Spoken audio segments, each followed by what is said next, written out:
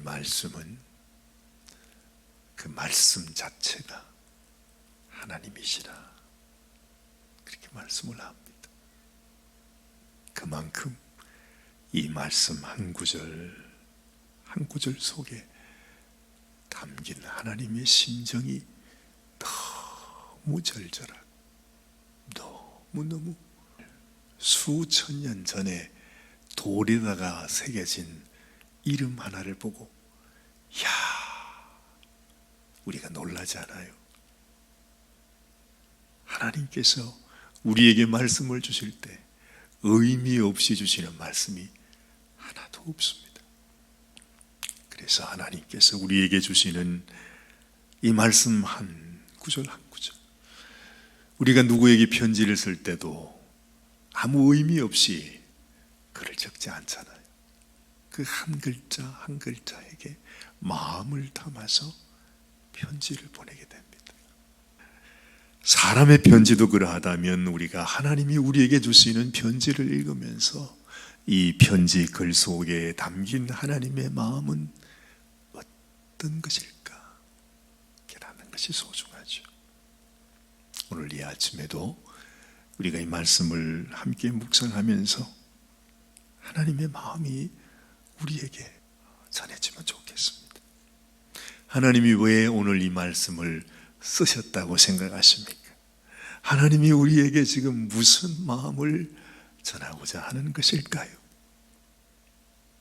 아마도 이 세상에서 가장 가슴이 아프고 억울하고 애매하고 참 어찌 보면 마음이 슬프신 분이 하나님이신 것 같습니다. 오늘 이 말씀의 시작은 어떤 사람이 누구에게 죽임을 당하여 버려졌던 그 모습에서 시작합니다. 뭐 요즘도 그렇지만은 사람이 살다 보면 사람이 죽임을 당할 때도 있습니다. 그렇지요? 요즘도 뭐 수많은 살인 사건들이 많이들 일어나지 않습니까? 풀지 못하는 사건은 시체를 뭐 버리든지 묻든지 태우든지 그러면 끝나는 것이죠. 근데 그 옛날 말이죠. 그 시절에 한 사람이 죽임을 당했는데 하나님은 이 말씀을 통해서 그것을 그냥 넘어가지 않는다는 것입니다. 무엇 때문에 누가 그 한 생명을 죽여서 이렇게 길에 버려져 있는지, 연유야 어떻게 되었든 간에 그 자초지정을 다 알지 못하지만은 오늘 말씀을 보니까 누가 이 일을 했는지 알지 못할 때 어찌했든 그곳에서 가장 가까운 성읍의 장로들이 와서 아니 사람이 죽었는데 그 살인자를 잡아야 되는데 이 살인자를 못 잡으면 할 수 없는 거지 왜 애매한 암소를 잡아다가 세상에 목을 꺾어서 그걸 죽입니다. 그리고 그 죽은 암송아지 위에 이 장로들이 거기에다가 손을 씻으면서 이건 우리가 한 것이 아닙니다. 어찌됐든 이 죄를 용서하여 주옵소서. 그렇게 해야만 피를 흘린 그 죄를 사함을 받는다 말씀을 하는 거죠. 단순한 살인 사건이 아닌 것 같아요. 제가 이 말씀을 읽는데 얼마나 억울하겠어요. 죽임을 당한 사람은. 그리고 그 죽임을 당한 자의 가족들은 또한 얼마나 억울하겠습니까? 이 범인을 잡아가지고 복수를 해야 되는데 그럴 수도 없습니다. 누가 그 사정을 알아줄 수 있겠습니까? 여러분, 이 세상에서 가장 가슴 아픈 사람, 애매한 죽임을 당한 사람 수없이 많겠지만은 우리 하나님도 그 장본인입니다. 우리 하나님도 당신의 아들이 애매하게 죄 없이 도대체 무엇 때문에 자신의 아들이 죽임을 당하느냐 하는 거죠. 만약에 여러분의 자식이 죽음이 되어 돌아왔는데 아무도 그 죄를 갚아줄 사람이 없을 때 여러분의 심정이 어떻겠어요? 하나님의 심정을 어떻게 하느냐 하는 것이죠. 그래서 이 말씀을 읽으면서 애매하게 죽임을 당하는 암소, 그 암소는 바로 우리 주님을 의미하는구나, 그런 생각이, 그런 감동이 들어오는 것입니다. 여러분, 하나님은요, 우리의 이 억울한 마음을 너무 잘 아시는 분이세요. 왜냐하면 하나님께서 그 모든 것들을 말할 수 없는 그 아픔과 슬픔과 억울함과 말로 표현할 수 없는 그 아픔을 하나님이 친히 겪으셨기 때문에 여러분이 이 세상 살아가면서 누구도 내 마음을 알지 못할 거다, 누구도 내 억울함을 알지 못할 거다, 그렇게 가슴에 못이 박혀 한을 가지고 여러분이 살지 몰라도 우리의 마음을 알아주시는 분이 하나님이시라는 것을 우리가 기억해야 합니다. 아무도 나를 몰라도 하나님은 내 마음을 아십니다. 나의 죄와 나의 허물도 아시지만 억울하게 죄인이 되어 고통당하며 살아가는 나의 심정도 하나님은 정죄하기 위해서 아는 것이 아니라 우리를 위로하시고 용서하시고 다시 회복시키기 위해서 하나님은 우리 마음을 알아주시는 것입니다. 그래서 오늘 말씀을 읽다가 보면 참 하나님께서 너무너무 재미있게 우리들에게 말씀을 하는 것입니다. 어떤 전쟁을 당해서 아마도 부모 형제 다 잃어버리고 포로가 되어 한 여인이 붙잡혀 왔습니다.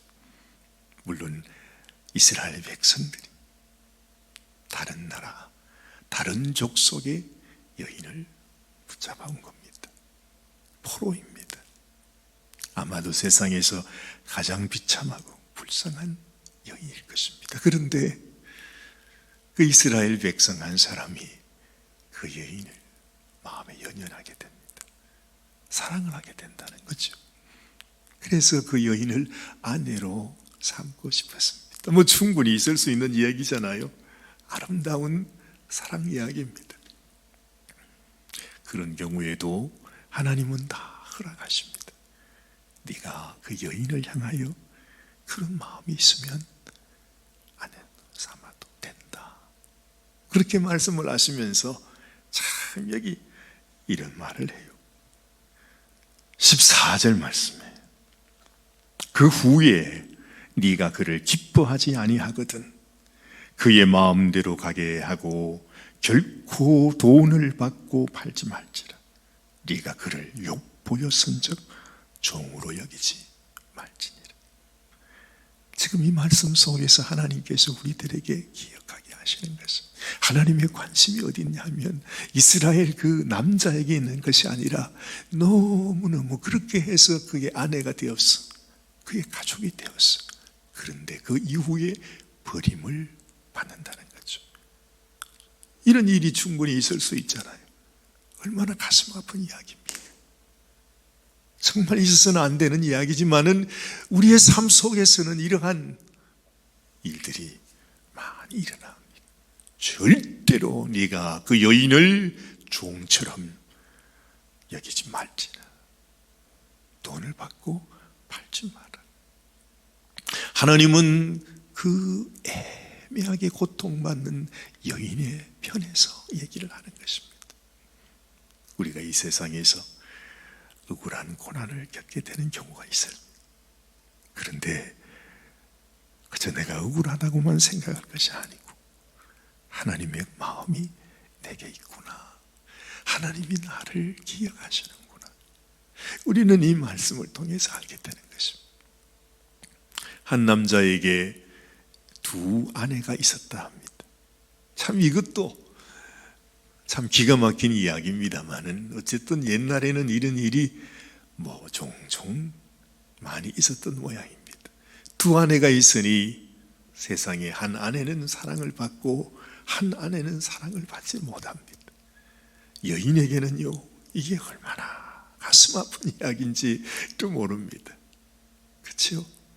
그런데 똑같이 아들을 낳았는데 사랑을 받는 아내의 아들은 정말 장자로 대우를 받는데, 내 아들이 장자가 되었는데 장자로 낳았는데도 사랑받지 못하는 그 의미의 아들은 인정을 받지 못하게 되는 일이 있어서는 절대로 안 된다는 것이죠.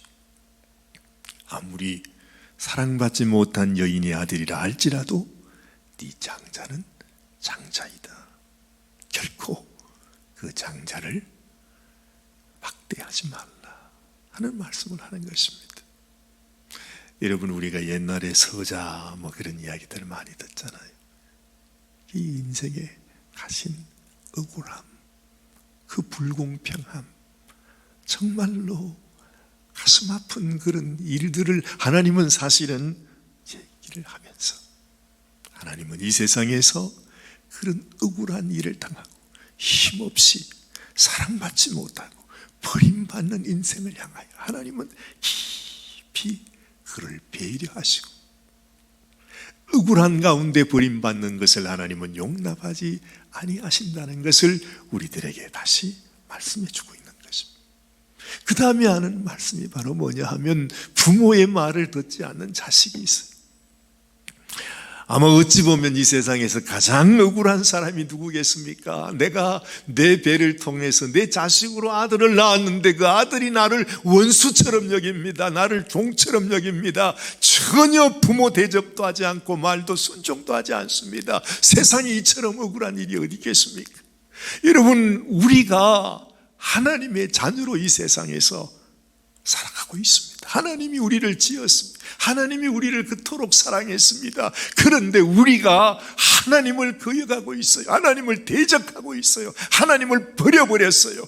그리고 우리는 이 세상 죄악의 종이 되어서 살아갑니다. 만약에 우리가 하나님이라면 우리 심정이 어떻겠느냐는 것입니다.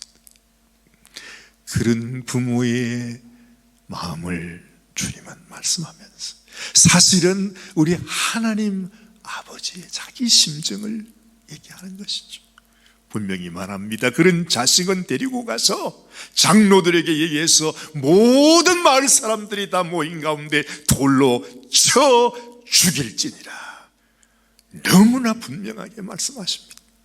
그래서 이스라엘의 악을 제해야 된다, 하나님 말씀하시죠.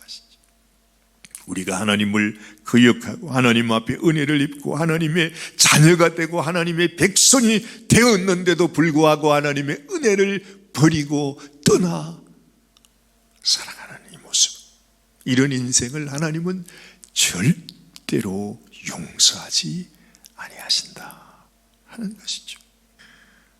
하나님 앞에 하나님의 은혜를 생각하면 우리가 하나님 앞에 얼마나 죄인인가를 알게 됩니다. 요즘 한국에 인천에서 로잔 대회라 그래가지고 우리 교회가 어디로 나가야 될 것인지 하는 큰 집회가 이루어지고 있습니다. 그런 얘기가 들려요. 이번에 로잔 대회에 주제로 다루어지는 가장 쟁점 하나가 이 동성애라고 하는 이 죄를 어떻게 할 것인가. 하나님은 분명히 죄를 버리고 회개하고 돌아와야 할 것을 하나님은 말씀하고 있습니다. 지금 여기에서 말씀하시는 이 모든 말씀도 너희가 이 죄악 가운데 돌아서서 너희가 내게로 돌아오라는 것입니다. 내가 너희를 이렇게 사랑하고 너희 죄를 용서하기를 원하고 너의 억울함을 내가 풀어주기를 원하고 너희가 내 백성이 되기를 원한다는 그 메시지를 하고 있는데, 지금 온 세상의 기독교 지도자들이 다 모여가지고 하는 얘기가 동성애자들을 우리가 사랑하지 못한 것을 회개해야 된다. 말이 참 이상해요. 이게 무슨 말인지 잘 모르겠어요.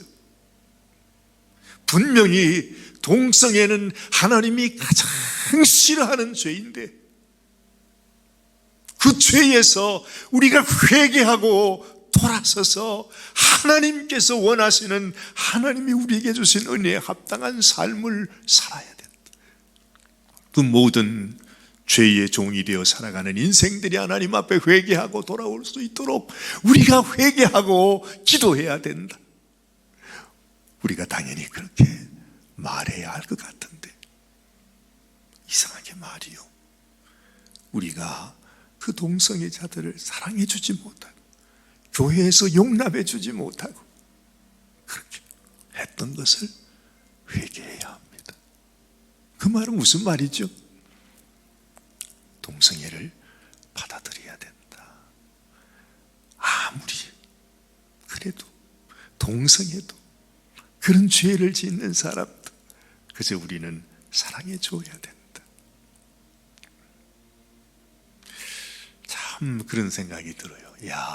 이 마지막 때 약한 마귀가, 이 어둠의 세력이 우리 온 교회를 다 이 죄와 싸우는 그 전쟁터에서 교묘하게, 정말로 에덴 동산에서 뱀이 말이죠, 하와를 교묘하게 자기의 죄로 끌어들이듯이 온 세계 기독교 지도자들을 다 모아놓고서 동성애는 우리가 사랑해 주어야 할 대상이다.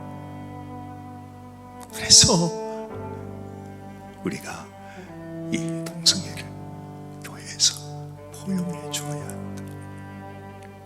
그런 얘기들이 지금 나오고 있는 것 같습니다. 이 마지막 때에 이 전쟁터에서 도대체 어찌하면 좋을까? 어떻게 하면 이 죄악 가운데서 정말 죄의 종이 되어 살아가고 있는, 갈 수밖에 없는 이 백성들을 도대체 어찌하면 이들을 살릴 수 있단 말입니다. 하나님의 마지막 결론이 이 백성들의 이 용서할 수 없는, 그냥 넘어갈 수 없는 이 죄를 해결할 수 있는 길은 당신께서 당신의 아들 예수 그리스도를 십자가에 달아서 이 가정하고 이 완악한 인생들의 죄를 예수님이 다 지시고 주님이 주시는 것입니다. 하나님이 우리에게 주시는 이 십자가의 은혜, 십자가의 길, 오늘 말씀 속에 마지막 말씀이 아주 유명한 말씀입니다. 우리가 너무 잘 알잖아요. 갈라디아서에 보면 우리 주님이 우리를 위하여 저주를 받은 바 되어 나무에 달렸다 하시는 말씀이 있습니다. 그렇게 말하죠. 나무에 달린 자는 하나님께 저주를 받았으리라. 너희의 죄를 위해서 내 사랑하는 독생자 예수가 나무에 달려 저주를 받았느니라. 하나님의 그 마음, 하나님의 사랑을 기억하고 너희가 어떻게 행해야 할 것인지, 이 죄악된 세상에서 어떻게 믿음을 지키며 살아야 할 것인지 너희가 결정하라. 주님은 말씀하시는 것입니다. 기도하십시다. 하나님, 우리가 하나님의 말씀을 보면서도 묵상하면서도 하나님의 마음을 다 읽지 못하고 깨닫지 못할 때가 많습니다. 하나님은 우리의 죄 때문에 이렇게 마음앓이 하시고, 이렇게 억울함을 당하시고, 이렇게 고통을 당하시고, 결국에는 하나님 자신이 육신이 되어 이 모든 죄악의 값을 다 갚으시고 우리가 저주 받아야 될 것을 우리 주님이 대신 저주 아래 그 저주를 다 당하시는 것을 봅니다. 그러면 우리가 이제는 하나님을 향하여 죄악을 버리고 회개하며 주께로 나가야 되는데, 아버지 하나님, 이 시대에 우리 수많은 성도들, 저 자신으로부터 시작해서 많은 사람들이 내가 하나님의 은혜 안에 있음 때문에 오히려 더욱 죄악 가운데 마음을 열고 살아갈 때가 얼마나 많이 있습니까? 주님 하나님께서 이 마지막 때 우리를 향하여 주시는 하나님의 메시지가 무엇인지, 너희는 그곳에서 나와라, 그 바벨론에서 나와라, 그 죄악된 곳에서 나와라 하시는 하나님의 음성 앞에서 우리가 죄악을 버리고 회개하며 하나님께 나가지 못하고 오히려 죄와 더불어 죄와 타협하며 그 죄의 물결 속에 함께 빠져들어가는 것을 봅니다. 주님, 저희들을 불쌍히 여겨주시고 나를 위하여 십자가에 달려 저주를 당하신 우리 주님의 그 크신 은혜를 기억하면서 우리를 향하신 하나님의 그 깊은 사랑을 기억하면서 하나님께로 나아가는 저희들이 되게 하여 주시옵소서.